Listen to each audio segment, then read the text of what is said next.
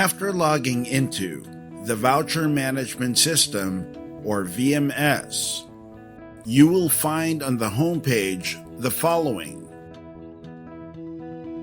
announcements, notifications, navigation panel and tabs,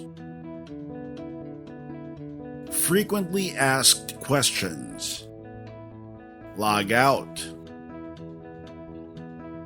A notification prompt will alert you when a message from the PEAC National Secretariat is sent.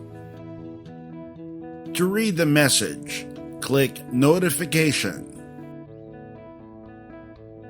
The navigation panel is where you will find the links to specific system features and functions. Your question may be in the frequently asked questions that lists questions that other schools have asked about the senior high school voucher program. To log out, click the arrow down button that is found on the upper right hand of the page and select Log Out.